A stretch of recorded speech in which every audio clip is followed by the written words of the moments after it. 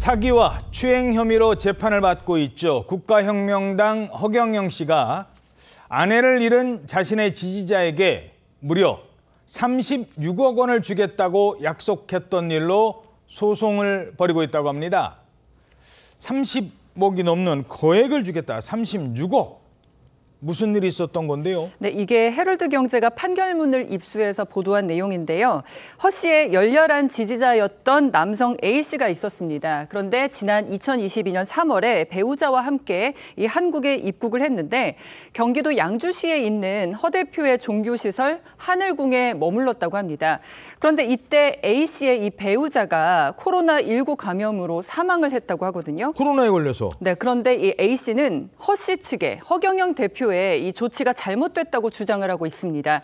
허 대표가 출동했던 119 구급차를 돌려보낸 뒤에 본인의 지지자 중에 의사를 불러서 감기약 3일치만 지어주도록 했다라고 주장합니다. 자, 하늘궁에 여러 사람 모여 있는데 거기에 코로나19 감염자가 나오면 안 돼서였을까요? 119가 왔는데도 그냥 돌려보냈답니다. 그리고 감기약 줬대요. 실내에서 수백 명 모아놓고 강연을 하면서 코로나 시절에 이런 말을 하기도 했었습니다. 그 병의 특징 알겠죠?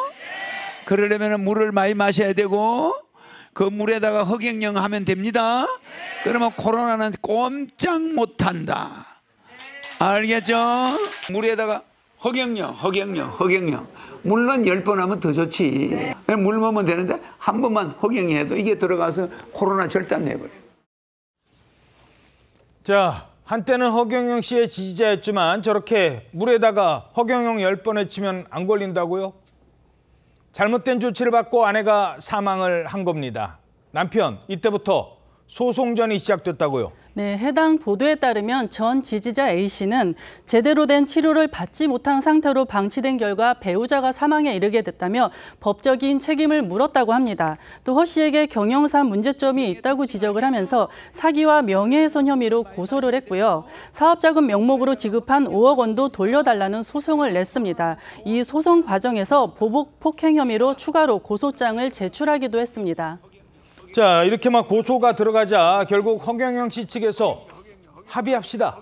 이렇게 나왔다고요? 그렇습니다. 해당 보도에 따르게 되면 허경영 씨 측은 합의금 36억 원의 모든 갈등을 끝내는 내용으로 합의를 하자고 하면서 A 씨가 모든 법적 조치를 취하하고 또 이 비밀 유지하는 조건으로 했었는데요. 이를 어길 경우에는 A 씨가 합의금을 반환을 할 뿐만 아니라 위약벌로 15억 원을 허 씨 측에 지급하기로 했다고 합니다.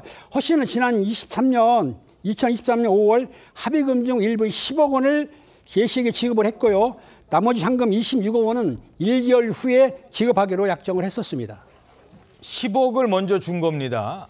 모든 소송 취하하는 조건으로 하늘궁에서 있었던 모든 일에 대해서 비밀을 지킨다는 조건으로 모두 36억 준다고 했는데 일단 10억이 전달이 됩니다. 나머지는 1개월 뒤에 준다고 했는데 그 나머지 26억이 어떻게 됐다고요? 근데 보도에 따르면 문제는 이때 벌어졌습니다. 허 대표 측에서 추가 확약서를 내민 건데요. 여기에는 A 씨가 합의에 대해서 발언을 할 뿐만이 아니라 암시하거나 제3자를 통해 의무를 위반하더라도 확약 위반의 책임을 부담하는 내용이 적혀 있었다고 합니다. 허 대표에 대한 적대적 행위에 관여만 하는 경우도 마찬가지라고 써 있었는데 그러자 이 A 씨 측의 변호사는요. 확약서의 내용에 문제가 있다라고 말을 하면서 A 씨에게 서명하지 말 것을 조언했고 A 씨는 확약서 작성을 거부했다고 합니다. 허 대표가 지난 2023년 6월 30일쯤에 합의금 잔금을 당장 지급하겠다 이런 취지의 문자를 보냈지만 이미 때는 늦었고요. A 씨는 허 대표를 상대로 잔금 26억 원을 지급하라는 취지의 소송을 냈습니다. 결국 26억 나머지 돈 달라 새로운 재판이 열린 겁니다. 결과는 어떻게 나왔습니까? 이 보도에 따르면 1심은 허 대표가 A 씨에게 잔금 26억 원을 지급하라고 판시했습니다. 즉 양측이 합의를 통해서 분쟁을 종결하기로 약정하면서 합의금으로 36억 원을 약정한 사실, 나아가서 허 대표가 10억 원만 지급한 사실을 인정한 것입니다. 그런데 2심에서는 정반대의 결과가 나왔습니다.